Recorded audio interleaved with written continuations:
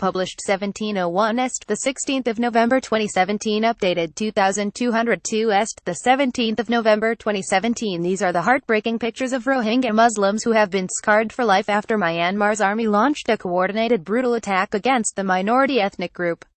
Since August this year, thousands of people have been forced to flee to Bangladesh each week, with many people injured in the chaos as they try to escape. Many have been forced to trek through forests and over mountains, with some making a hazardous river or sea crossing on the last leg of their flight to fellow Muslim Bangladesh. Bangladeshi infrastructure and international aid agencies are struggling to provide the medical care to those who have fled the ethnic conflict.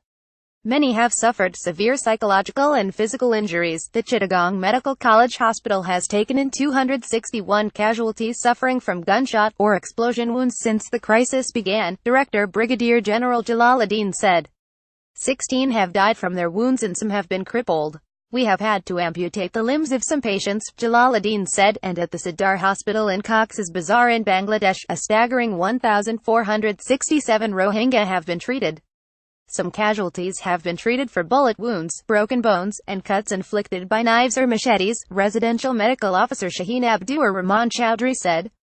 More than 600,000 Rohingya have escaped to Bangladesh since the conflict began more than 3 months ago.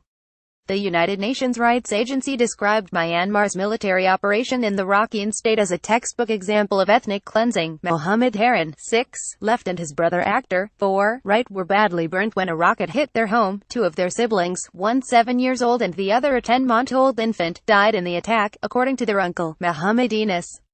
Their father was held by the military and has not been heard of since. Anwara Begum, 36, woke up to find her home in Mangda Township, in the northernmost part of Rakhine, on fire. Before she could escape, the roof collapsed, burning her nylon clothes to her skin. Her husband carried her 8 days to reach the Kutupalong camp in Bangladesh, his right arm swathed in bandages from the knuckles of his hand to well above the elbow. Imam Hossain, 42, lay exhausted on the roadside near the Kutupalong camp. He was returning home after teaching at a madrasa in his village when 3 men attacked him with knives. Mohammed Jaber, 21, had feared that he had also lost his sight in an explosion that ripped through his village home. He was knocked unconscious and badly burnt. He said, "I was blind for many weeks and admitted to a government hospital in Cox's Bazar for 23 days. I was frightened that I would be blind forever." Noor Kamal, 17, was assaulted by soldiers after they found him hiding in his home in Khan Hpu village in Mangda. He said, "They hit me with a rifle butt on my head first and then with a knife." His uncle found him unconscious in a pool of blood and it took them 2 weeks to get to Bangladesh. Rohingya refugee Calabero, 50, poses for a photograph at Lida refugee camp in Bangladesh, October 15, 2017. Calabero said her husband, daughter and one son were killed when soldiers fired on her village in Mangda.